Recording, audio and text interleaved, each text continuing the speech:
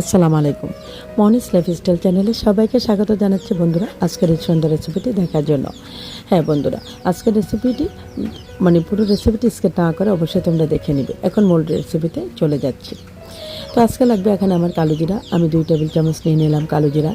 তারপরে আমি এখানে যোগ করে দিলাম ধনিয়া 1 টেবিল চামচ, 4 চামচের 1 চামচ নিয়ে নিলাম গোলমরিচ, 5টা শুকনা মরিচ নিয়েছি, পেঁয়াজ লাগবে আমার 7-8টা, তারপরে রসুন লাগবে 4টা কোয়া। তারপরে এখানে আমার তেজপাতা লাগবে 2টা, তো তেল এবং লাগবে লবণ। তো সবগুলো এখন আমি একটা একটা করে বন্ধুরা আমি এগুলো বেটে নেব। এখন শিলনোড়াটা আমি ভালো করে ধুয়ে এখন শিলনোড়াতে চলে যাচ্ছি।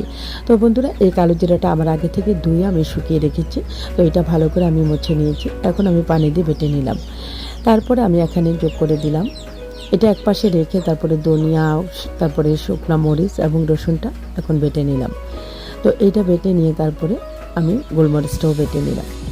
সবশেষে আমি এখানে পেঁয়াজটা বেটে নিলাম, কারণ পেঁয়াজটাকে আমি একদমই মিহি গুঁড়া করব না, বাটা করব না, একটু গোটা গোটা রেখেছি। তারপরে এখন আমি একটা বাটিতে নিয়ে নিলাম। তো বাটিতে নিয়ে তারপর চুলায় চলে যাব। চুলা একটা প্যান বসিয়ে দিলাম, আর আমি এখানে দিয়ে দিলাম সাদা তেল 1 টেবিল চামচ এবং সরষের তেল 1 টেবিল চামচ, অর্থাৎ 2টা তেল মিক্স করে আমি 2 টেবিল চামচ তেল দিয়েছি। তোমরা চাইলে শুধু সরষের তেলেও করতে পারো অথবা সাদা তেলেও করতে পারো। 2টা তেজপাতা ফোড়নে তারপরে আমি বাটা পেস্টটা দিয়ে দিলাম, কালো জিরার বাটা পেস্টটা দিয়ে স্বাদ মতো লবণ দিয়ে দিলাম। লবণ দিয়ে তারপর আমি এটাকে ভালো করে নেড়ে চেড়ে দিচ্ছি।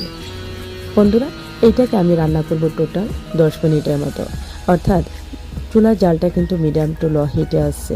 আর এই 10 মিনিটের মধ্যে দেখবে যে এই চুলা থেকে অর্থাৎ প্যান থেকে যখন দেখবো যে আমাদের এই ভর্তার পেস্টটা উঠে আসছে, তারপরে আমি এটা নামিয়ে নেব।